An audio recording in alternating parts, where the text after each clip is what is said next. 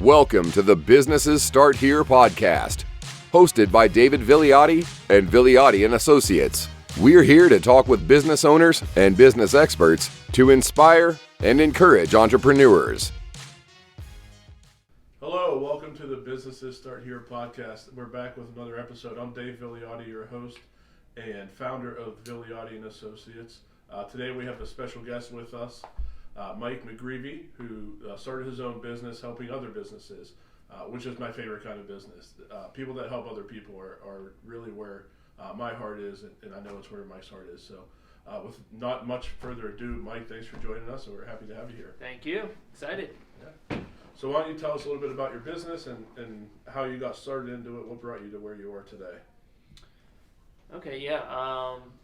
So right now I'm a business coach, marketing consultant for small businesses. I have a handful of clients that I work with on an ongoing basis, and that's where I'm at now. I'm in the process of transitioning kind of out of the one-on-one coaching to creating more of a group coaching model online, so I can help more people, and it's just my hunger to get to a different level, and we can talk more about that. But I guess if you want to know how I started, is that what you're... Yeah. Start. So I've been in business for about 5 years. After about 15, 20 years in different sales and marketing roles in companies, and learning a lot about people, about sales, about business, and kind of getting fired or quitting from every job like 5 times in a row for the same thing. What was that thing, if you don't mind? The theme that I finally realized on the 5th time was that I just seem to I'm always trying to solve the bigger problems of the business. Mm-hmm. I'm not very good at staying in my lane and doing the thing they hired me to do only. Right. So you were born to be an entrepreneur. I guess, it took me a while to realize. The funny thing is, I don't think I could have gone on my own without all that. Right. Absolutely. So a lot of younger entrepreneurs that I mentor or talk to, I highly recommend working for somebody else for a little while to learn,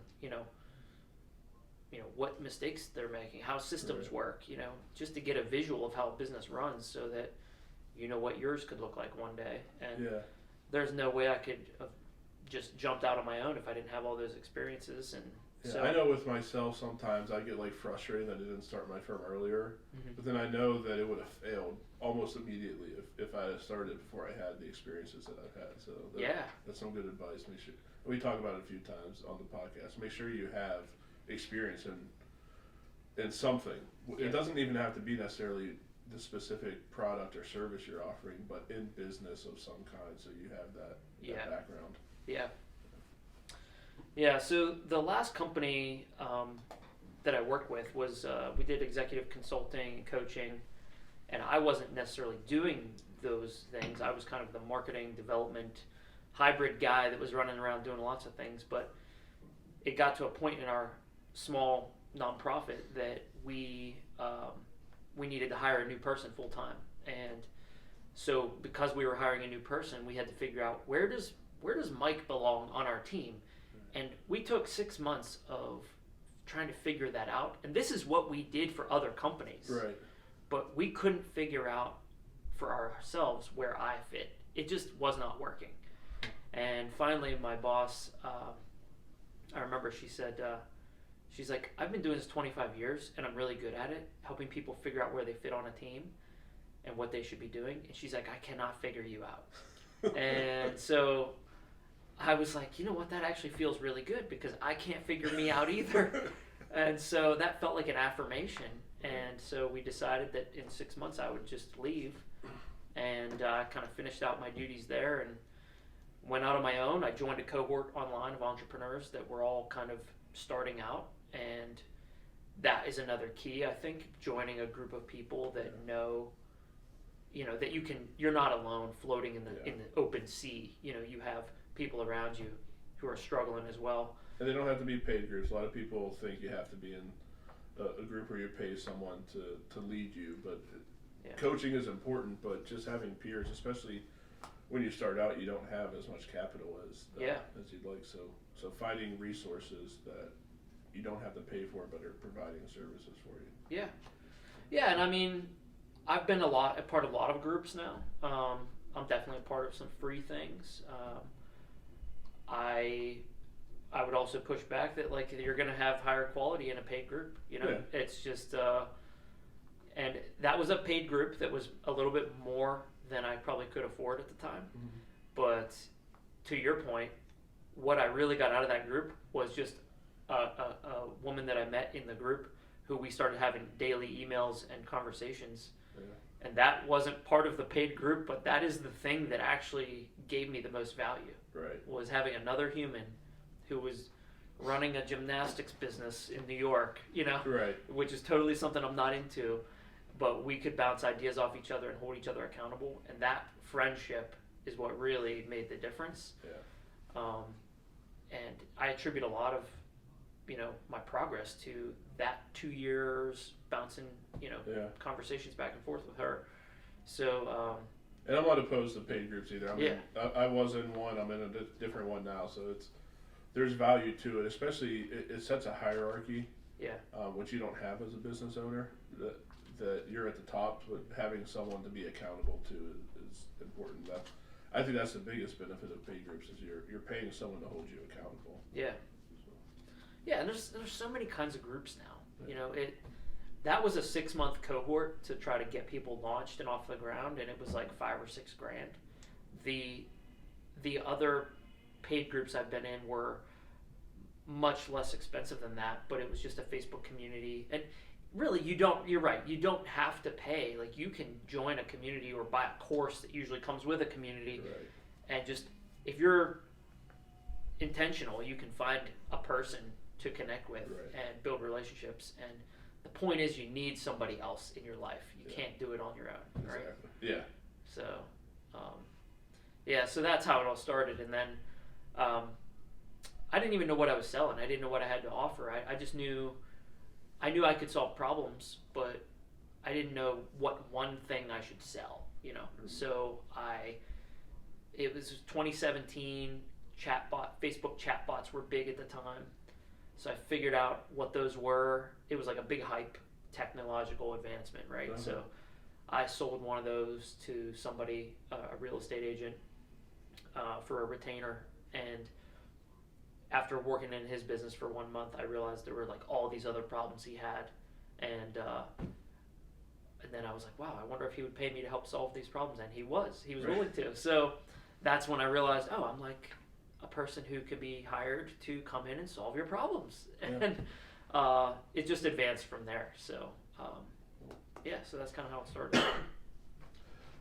So you mentioned you're kind of in the middle of a pivot now. So I think currently you focus specifically on real estate. I know you have other clients. I wouldn't say I focus on real estate. It just happens to look that way just because, I mean, I have 3 clients. 2 of them are real estate. Okay. One's commercial, one's residential. But a lot of what I do doesn't have to do with real estate. I'm more working with the person and the business, which it can really be any industry. Okay. A lot of the principles are the same. Okay, that makes sense. So you're moving from having 3 clients to having a large group of clients that you meet with kind of concurrently. I assume it's online. What is the new process? Yeah, so I'm figuring it out right now. Okay. But so I'm in a coaching program that is kind of helping me map this pathway, and so the idea right now. Well, one of the struggles for me has been, again, figuring out what is the one group of people that I want to serve. And we've really had a hard time figuring out what that is because I don't really focus on a niche of real estate or this or that. It's more about the problems we're solving. And so the angle we're taking right now is that I help business owners and entrepreneurs create a roadmap for their business, and that helps them to prioritize, the things that are most important and just get unstuck and make things work. Right. And make progress, to help get them from point A to point B, whatever that is for them. And, you know, as a coach, that is fun for me because I get to ask questions about every part of the business, find out what's holding them back. And a lot of times it's just mental shifts that people need to make. Those are valuable. And then I like the creative side of things too. What kind of content could you be creating in your business to actually amplify results and target your desired audience? So the roadmap kind of encompasses everything, and I like that. And that is back to the original reason I got fired, you know, was I'm solving the big picture problems. I see the big picture very easily, and I see the blind spots when I'm talking to a human. So the things that they're not noticing or not talking about, that are important, I can pick those out and make them important or help them see the value. And I like just helping people get unstuck. So I have a way to create to draw in leads online that I'm creating through a quiz that I'll be running online about the marketing gaps or the gaps in your business roadmap. You know, where are you making wrong turns or dead ends? And in that pool of leads, that'll lead people to a free workshop where I do some kind of just free training, coaching on how to, you know, create this roadmap. And the right people will find value in that and want more help, and that's where they can get into a paid coaching program that might be I don't know yet, maybe a 6-week program where you've got me in a group setting, like let's say there's 20 people in the group. I'm giving some personal attention to help people customize this roadmap, because that's really what people need. They need a customized roadmap. It's not a cookie cutter, and just to help them get the plan made. And a few of those people will probably want one-on-one attention, and that'll be the higher ticket offer. So I'm excited to just create a group and an audience and begin creating content on my own that's fueled by the needs and questions that those people have. Because when it comes down to it, I like answering questions, I like solving problems, and if people are around me with those things, I just feel like I've got a buffet in front of me of things to do, you know? So you mentioned blind spots. What are some of the big blind spots you find with people that you've worked with? I know you're working with a smaller number now in the past, but what are some of the themes maybe that you've seen? I'd say a very common one is that, you know, people will come to me, a business owner will come and say, hey, we need help with social media. We need help, some kind of marketing help, or we need a video. And they have an idea in their head of what problem they have. And it might be true that, you do need a video, or you do need to improve your social media presence. But within 10 minutes of me asking questions, I think they realize, we don't actually know who our customer is. We don't actually know what we do. You know, it sounds funny, but, you know, you've got to get hyper specific on those things. And once you really know who your customer is and what you are offering them and the value of that thing, and you can articulate that in like one sentence for each of those, like who is it for and what is it for, then you're ready to start talking to the world through social media or create a video, you know. And then I know how to help you craft that content. But until we know those things, which ultimately is a strategy. We're creating a strategy. And a lot of people are trying to do things without a strategy. You know, social media is the car, but videos are the car, but the engine is the strategy. And you've got to have an engine to make it actually go. I'm glad you said that, because I don't think people realize how much of an issue it is that people don't know who their customers are or what they do. Because a lot of times you start a business and you're helping everybody who comes in the door, just because you need cash. It's you need funding to survive, whether you're a solo entrepreneur and you're just trying to have lunch tomorrow, or you've got a team of 15 or 20 people and you've got to make payroll every 2 weeks. It's easy to just fall into the trap of we'll take on anybody, but not everybody's a good client One, because personality-wise, they may not be a good client. Two, they may not need the service that you're actually best at.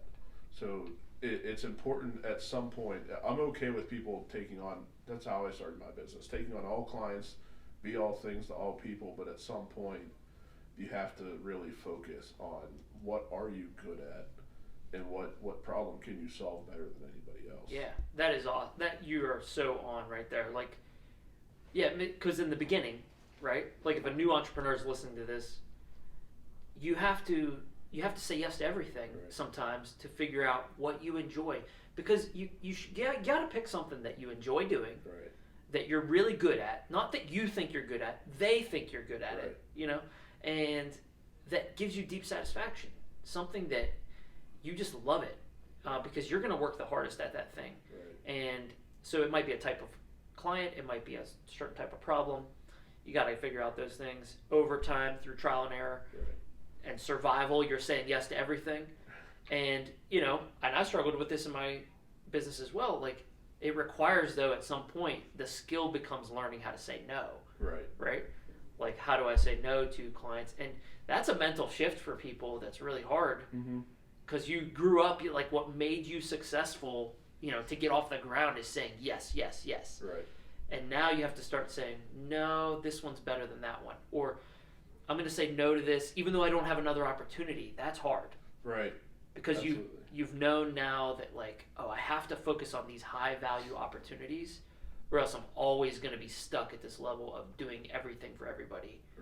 And that was totally a thing that I struggled with. Yeah, I think I was talking about this with my wife yesterday about another person, but basically what gets you to this point, and Jeff Hancher, who we both know, says all the time, what got you here isn't going to get you there. And it's really easy to fall into the trap of, this is how we do it, let's just keep going. But especially me, like, I started off as a single, it was just me. Now I've got a team of about 5 people. I can't keep doing the same things now that I was doing then, because it's just not how you grow a business. It's not scalable for me to be answering text messages and phone calls all night when I've got a team, and we literally just yesterday sent out a new communication policy for our team, because what we were doing wasn't working for where we are now. It worked 4 years ago when we started the business. So it's really hard for people to kind of take that step back later on and realize we're not the same that we were when we started. Now we need to figure out what is the process. Because, I say it all the time, we didn't have a process when we started. It was just me plowing through as much work as I could get through. But now we've got EJ, who's behind the camera today, helping us get processes in place. My wife's helping us get processes in place. And it's challenging because the staff doesn't always like it. I don't always like it. I like having processes. I don't like following them. I like the result, but I don't like the pain that comes from it. But it's going to be painful either way. Either the business is going to collapse on us, or it's going to be painful to stay into the process. Yeah, that's great. And you're building that culture of being okay with change. I mean, you have to. Yeah. I tell the team all the time, like, we're a technology firm, so even though we provide accounting and consulting and tax service, like, really what we're doing is working with technology and people. Technology and customer service is who we are. That's such a great perspective. Yeah. I heard you say that the other day, you're a technology company. I was like, wow, that is so great, because that's not what people expect to hear. That's not what your team, you're preventing the team from falling into that trap of, like, just stagnation. Yeah, especially in our industry, it's very technology adverse. We picked up some clients from somebody who was literally, he just retired. He was hand filling out tax returns, not using a tax software, like writing by hand on tax returns. Wow. So, and he's not the only person that does that. So it's an industry that does not like advances in technology. It's getting much better. As people of my generation are starting to take over firms, because the baby boomers are starting to retire, and they're getting replaced by I don't even know what the Generation X or Zennials, Millennial, whatever, yeah, behind them Zennials. that grew up with technology or at least had it partway through childhood, right? That aren't used to it. Yeah. So. There's something. There's a guy I follow called Seth Godin. Have you heard of him? Yeah. So Seth has I've got a few of his key blog posts saved, in my notes, and one of them is has to do with technology and like companies adopting technology. And I love how he shows how like all these industries were disrupted, like snail mail disrupted by email, Blockbuster by Netflix, just going through all the examples. And the trap we fall into with technology is, as business owners, is we think, oh, there's a new technology out there.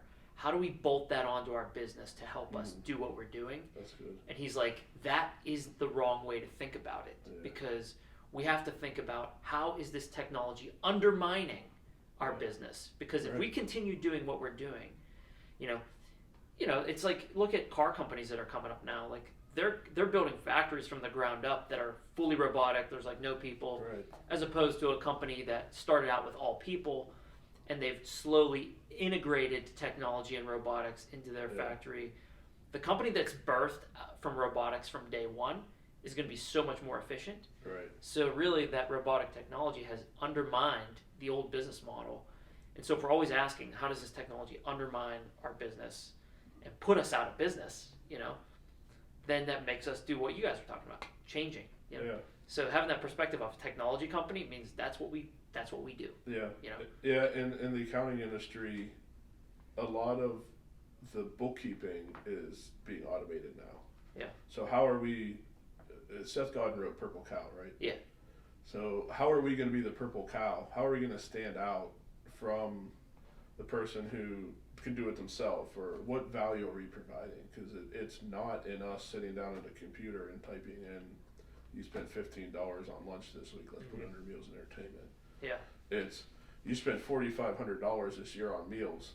Let's talk about that. Is it really something you need to be doing, or is there a different way that we can be using that cash? So it's the whole industry, and probably even for what you're doing in the consulting space, like a lot of the KPIs and things that you may use are automated now. Like it's not you sitting down and figuring out what the KPI is and saying, great, here's the KPI, we hit it. It's here's the KPI, we hit it, here's why, as opposed to just being excited that you hit it.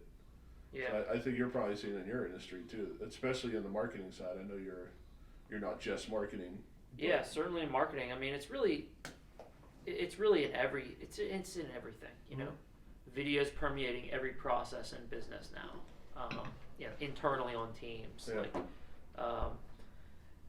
It's what's unique, I think, is for the angle that I'm usually taking with business owners is I'm still dealing with the human being. Like I'm asking questions, I'm getting them to think, and there's no tech for that. Right. There's no tech to get you to help start thinking differently. Like we still need community. We still need other humans in our life to help us. And I like that about technology. It's actually, you could take any angle of thought you want on it, like it's evil but I think it also frees us up to do the more human things. The more creative work, the more things that robots will never be able to do. Hopefully. But like the technology it's always improving the way we can deliver a service. I forget who said it. There's a famous business advisor, like he was talking about how there's only marketing and innovation in your business. There's two pieces to a business: marketing and innovation. Marketing is the front end, the promise you're making, and innovation is just how you deliver the service or the product. And you're talking about taxes are being delivered electronically. Like that delivery of the service. If you're truly customer focused, you're looking for the thing that serves them the best, saves them the most time, gives them the most, the best experience. Technology's going to help with that and continue to. So if you're really focused on the customer, you should care about technology. Yeah, I think there's two ways to look at technology.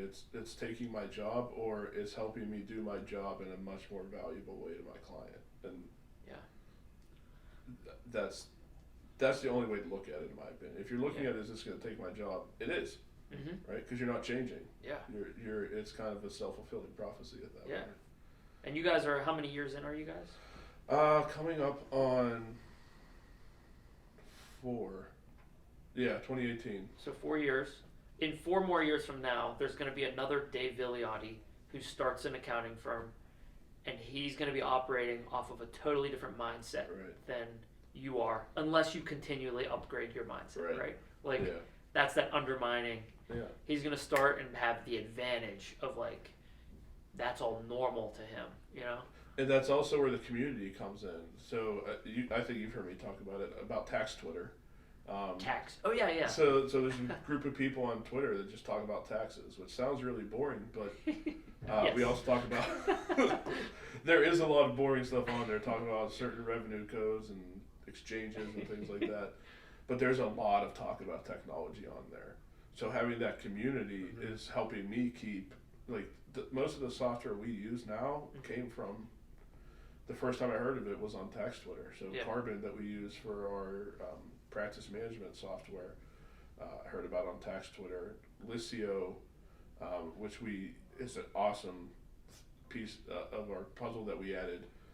We have an app where clients can upload their documents. Yeah. So we're basically acting like one of the big banks now. So they can, like, mobile check deposit, basically mobile tax form upload. And we can use it for our monthly clients or tax clients.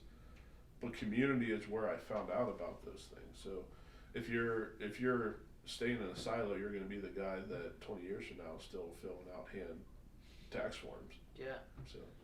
Yeah, the speed of community, you know, providing, getting ideas. Imagine the world before the internet when you were really just doing whatever you thought was best, and you might have the fortune to have coffee with somebody one time that had already built a business, but now it's just you have 24/7 access to all the most successful people who are willing to share what they did. Yeah. You know, people have gotten a lot more, at least from what I've seen, willing to share with technology. Yeah.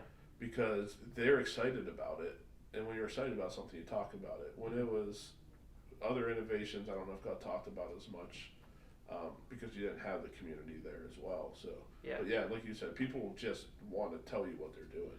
Yeah, and that's been an interesting shift. Like, I've noticed that too. Like, 10 years ago, there was more of a protective, I'm doing this, it's working, I don't want to tell anybody. Right. And over time, people have realized the benefits of just sharing what you're doing, documenting your journey publicly, building it in public so that other people can see, because you'll get feedback.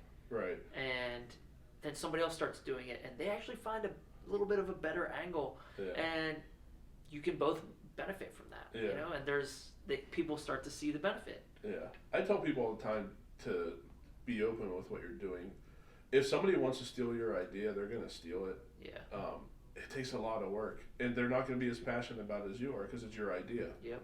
So if you're not passionate about it, the amount of work that it takes to get something up and right. Like, EJ and I have, I think, 2 apps now that we want to create that I think will revolutionize the tax industry specifically. Awesome. In the sense of talking about it. So basically we want to create, there's not a good intake of information process.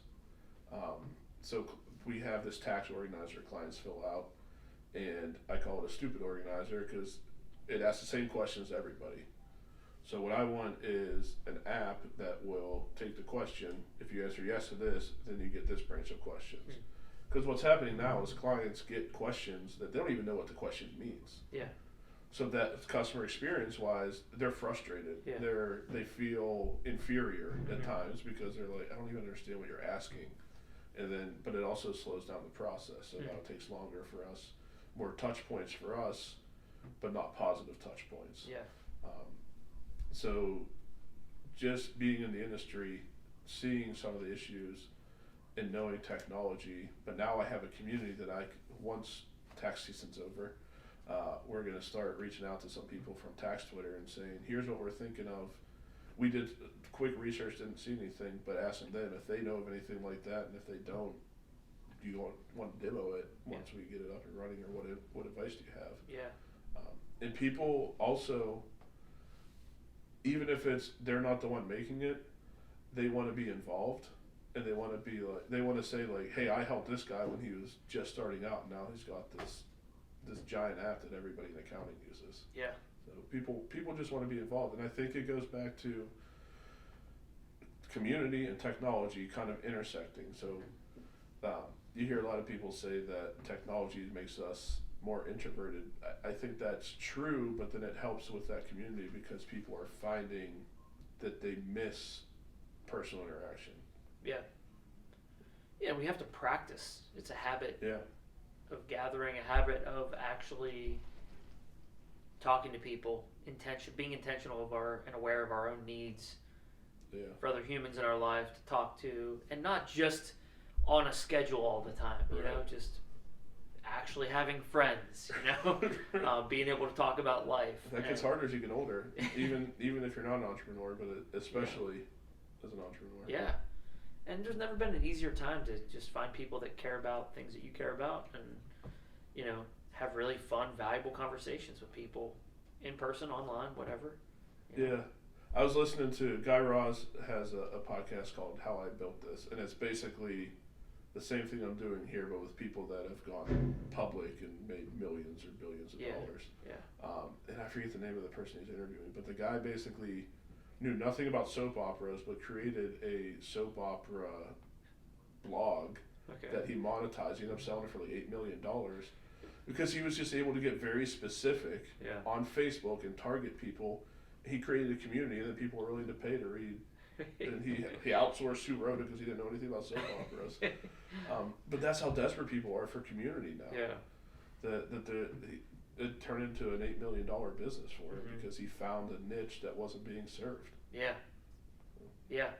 I like that. It reminds me of, like, back to those big two questions, and I learned these from Seth Godin, was who is it for and what is it for our business?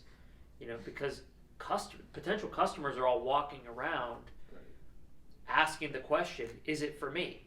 Yeah. You know, that is the question they're asking subconsciously, you know, is it for me? Is it for me? Everything you've purchased on your body, your clothing, your computer, your house, this office, like, there was a point in your mind where you said, is this for me? And you said yes. Right. You know, and you somehow rationalized that this thing was for you because of who you want to become or whatever your identity, you know, like whatever it is. Right. And we're just, you know, that's why if we can be clear about who it's for and what it's for, then it helps the right people say, wow, that's for me. Yeah. And I like that. You I know, haven't thought of that. That is what marketing is. It's, you know, that's what messaging is about. Yeah. That's why I'm not a marketing guy. I hadn't thought of that. What's that? So that's why I'm not a marketing guy. It never crossed my mind to think of it that way. But that's good. I like that. Who are you for, Dave? So I have thought of that. So we are here. I don't really sell tax services because everybody knows CPAs do taxes, and you don't promote it, you mean? Yeah, I don't promote it. Like we do it obviously, but thinking specifically for the people we serve in business, we're here for anybody who started or is looking to start a business that wants to grow. Basically up to $25-40 million, because we want to be able to change lives is what we say. It's not really what we say as much as it is that's why I started the firm. Probably started changing my life, and then as I started seeing the impact we could have on people, we're changing the lives of our clients, because especially with entrepreneurs, your personal life is so intertwined with your business life. If you have a W-2 job, it's still an entwinement, but not nearly at the same level as, like, you don't sleep at night because of your business, or you miss things because of your business, or you had a great year and you're going on vacation because of that. Mm-hmm. If you have a W-2, you're probably going on vacation either way. If you had a good year at work or a bad year at work. Yeah. So we're able to change lives because we can look at things from a point of view that our clients can't. We look at things from kind of consulting and a financial point of view. And also we free time up on their schedule. So a lot of people we work with came to us because they were doing the accounting themselves. So we take that off their plate, and then not only take it off their plate, but provide value by providing reports and having discussions with them about how they're spending their money and what they can do to grow the business. Maybe replacing meal spending with technology, so things like that. So. Okay. So I'm hearing you say like you're for entrepreneurs, business owners, oftentimes that are starting out all the way up to 25, 40 million, who they're in growth mode, right? And they've got unique challenges other than W-2 employees. So you've got that market, that's a who it's for, and a what it's for. What's interesting is it kind of sounds like you're giving people control over their time and their money, right? Yeah. So like that sounds so much better than, I sell tax services, and it's when and that is something, control over our time and money is something we all want, where we actually feel that at night when we're laying our head on the pillow, but no one is laying down going, I need tax services, right? No one ever is saying that, right? Right. And that's like another thing that I love. I mean, you gotta have the right relationship with somebody, I guess, to say this, but like, no one wants what you have, Yeah, like true. No one wants what I have, right? They don't want what we have. They want what we have will get them, right? What problem are we solving for them? Yeah. And we have to remember that, and you're speaking to that. You're giving people control over their time. You're looking at the whole life, the vacation, the stress, the financial control of like knowing what you can and can't do to grow your business. Like, that sounds great, Well, you made that much more concise than I did. That's why you do what you do and I do what I do. Well, you said it. I mean, I think that's what people would hear if you said what you said, but that is what, that is how you boil it down. If if you're at a party and somebody says, what do you do, what do you say in that moment? Now I know what to say. You don't want to say I sell tax services, right. I've made that mistake too. We all fall into that trap. I'll just say I'm a marketing consultant or something like that. That's not really what I do. Nobody really knows what it means. I try to say words they would understand, but I was listening to Don Miller yesterday. Do you know Don Miller? I don't think I do. He's got a great business coaching platform called Business Made Simple, and he was doing a little webinar on this very topic of like, how do you say what you do, and his take on it was, when someone says, hey Dave, what do you do, instead of saying like your product or service first, start with the problem, and so like you might say like, Dave, what do you do? Well, you know how a lot of entrepreneurs and business owners are just overwhelmed and often feel like they're out of their time and their money, like they don't have control over their time and money, or they're, something to that effect. Like, what is the problem? They have so many priorities going on. You can boil down whatever that problem is you're solving, right? Yeah. That lack of clarity, that overwhelm. Well, we have a service that provides tax help and control over their time and money or something like that. Then you bring in your product after the problem. Right. And he's like, if you just do that, it automatically increases the perceived value of what you do. Yeah. Because we all place a value on solving problems. But if you just say, I'm a tax specialist or whatever, right. Okay, yeah, we know a few of those. Right. Like it sounds like a commodity. It sounds like an out of the box service, but yeah, similar to Simon Sinek's, where you start with why, and then tell them what you do. Yeah. Right. Yeah. Why, how, what? Yeah. Yeah. Yeah. It's all. Don Miller's. He employs like a story methodology. He's an author and a writer. of like all kinds of books, but he applies this story framework, and so there's got to be conflict and then some kind of resolution. So introduce the conflict first. Yeah. Oh yeah, and then we have this thing that solves that problem. That's something I need to get better at, is storytelling. I think a lot of entrepreneurs need to. Yeah. Because I think sometimes it's that you actually know it too well, that you think of it at a different level than everybody else. So you kind of leave out the compelling pieces because you're just trying to get the information out. Yeah. Yeah, story is so powerful, you know, just for us to be able to tell stories and to see. I like to focus on the story of the customer, you know. Yeah. So instead of looking at them like a customer, you see a story. That person has a whole past, a whole history of experiences and things that have led up to this moment where you're meeting them. So what is that? And they have a future too. Right. So when we look at that whole picture and see them holistically, we can serve them better, we can talk to them better, and that it's all about the big picture, you know. What's the big picture of the customer? What's the big picture of us and our business? And what does the journey look like of working with us? You know, how do we map that out every step? You know, that's something we're talking about now. We're working on our onboarding process, and we're trying to get that journey from the start. And I think one thing that you're making me think of now is the onboarding, and I talked about it in another group I was in, and we're talking about employees, but onboarding really starts before they're a client. Like it actually starts with the sales process.